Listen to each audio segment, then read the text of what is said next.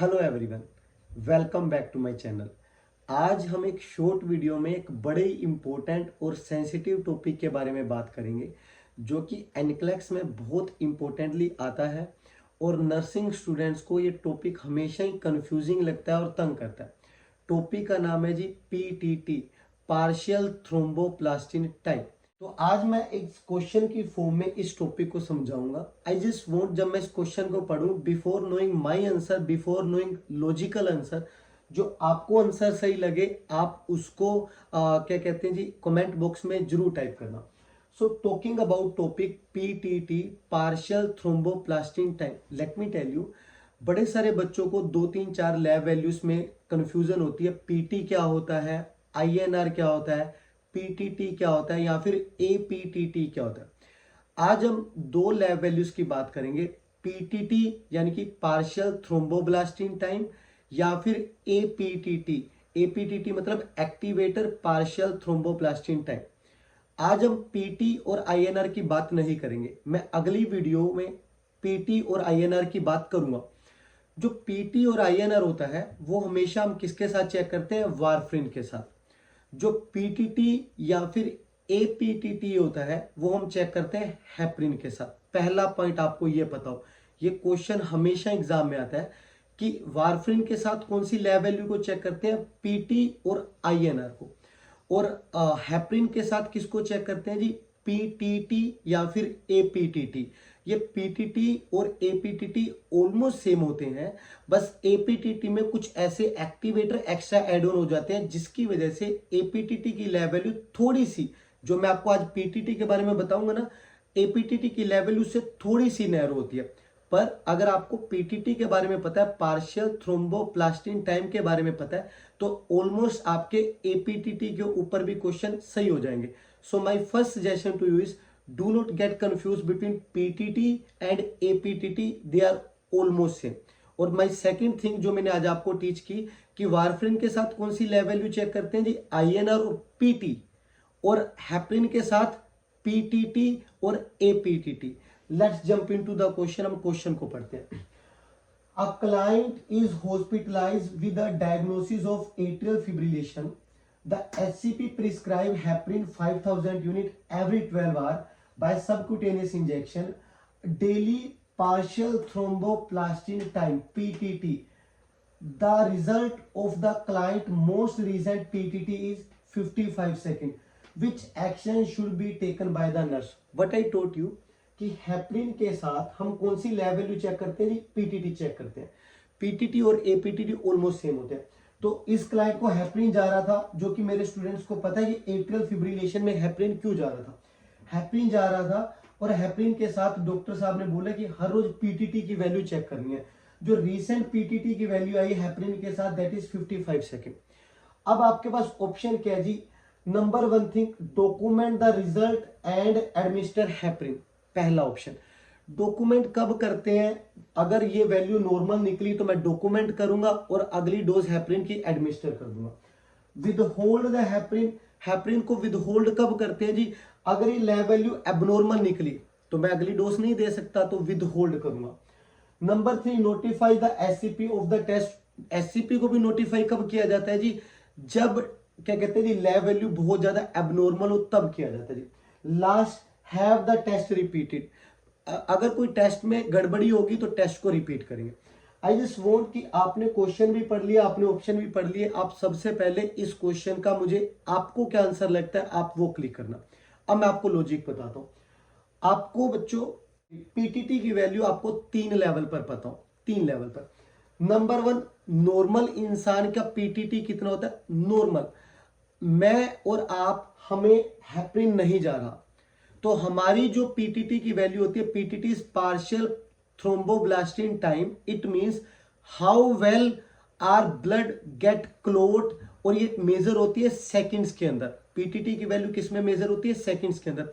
हमारा ब्लड कितने अच्छे से कितने सेकंड्स में क्लोट बना लेता है उसको बोलते हैं पीटीटी। और किसके साथ मेजर करते हैं, हेपरिन के साथ। जिसको इंजेक्शन हेपरिन जा रहा होगा उसकी पीटीटी की वैल्यू मेजर हो रही होगी।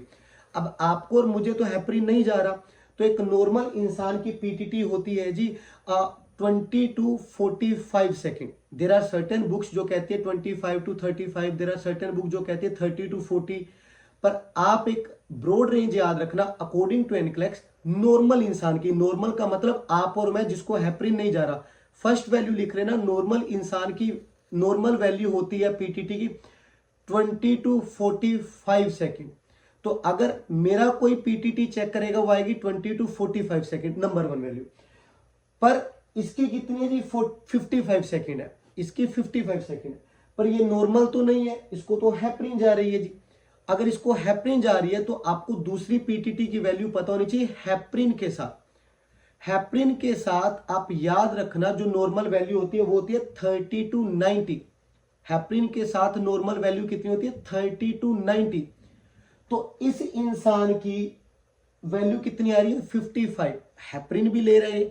तो आप इसको कौन से क्राइटेरिया में रखोगे सर, हेपरिन के साथ पीटीटी की जो नॉर्मल रेंज होती है वो होती है 30 to 90, क्योंकि हेपरिन ले रहा है, ऑब्वियसली हेपरिन खून को तो पतला करेगी, इसी वजह से तो हम हेपरिन को दे रहे हैं।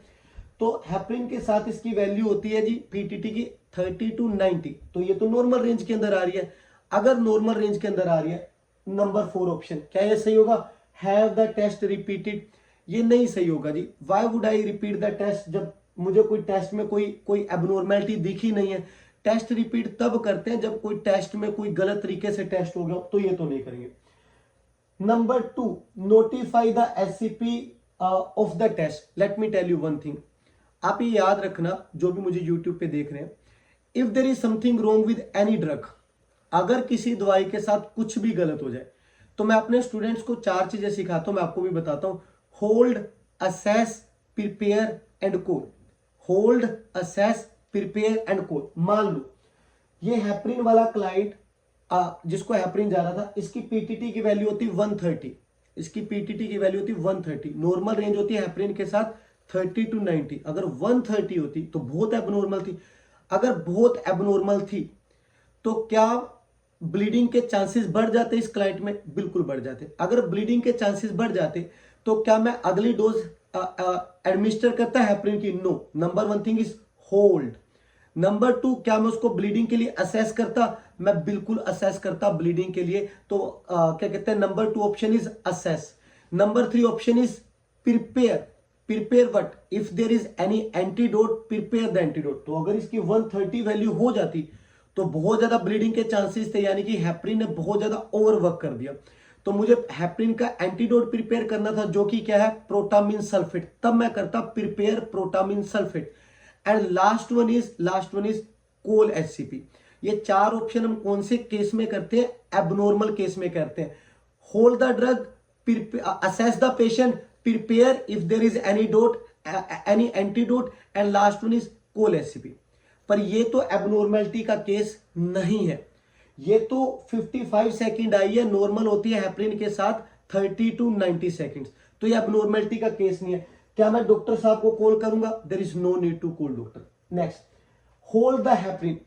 क्या नॉर्मल केस में मेरे को हेपरिन को होल्ड करने की कोई जरूरत है? Answer is no.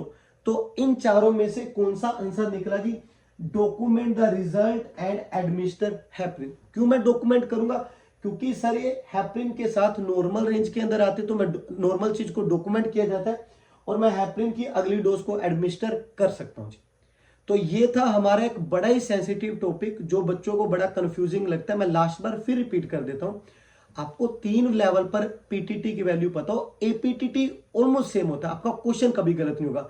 Number 1 normal इंसान में नॉर्मल वैल्यू, नंबर 2 हेपरिन के साथ नॉर्मल वैल्यू, नंबर 3 हेपरिन के साथ एबनॉर्मल वैल्यू। तो नॉर्मल रेंज क्या होती है, मैं आपको ब्रॉड रेंज बता रहा हूं। अगर कोई बुक्स कोई सॉफ्टवेयर आपको छोटा मोटा इधर उधर करे तो टोटली फाइन। नॉर्मल इंसान की जो हेपरिन नहीं ले रहा, आपकी और मेरी पीटीटी की रेंज होगी 20 to 45 सेकेंड एनीवेयर। और हेपरिन के साथ नॉर्मल रेंज कितनी होती है? 30 to 90 सेकेंड। बढ़ जाती है जी बहुत ज्यादा, 30 to 90 सेकेंड्स होती है हेपरिन के साथ नॉर्मल। एक्सपेक्टेड है, इसलिए तो हेपरिन जा रहा है जी। पर अगर 90 से ज्यादा होगी तो हेपरिन के टॉक्सिक साइड इफेक्ट है, हेपरिन के एडवर्स साइड इफेक्ट है जी, and that's a big problem. तो इस इंसान की थी 55, नॉर्मल थी, that's why we choose option number 1। Hope so आपको इस छोटी सी वीडियो में एक बहुत इंपॉर्टेंट, बहुत ही कंफ्यूजिंग कंसेप्ट समझ आया होगा। अगर आपको कंसेप्ट समझ आया और आपको मेरी वीडियोस अच्छी लगती है, please like, share, subscribe and my channel. मैं आपके लिए ऐसी वीडियोस लाता रहूंगा।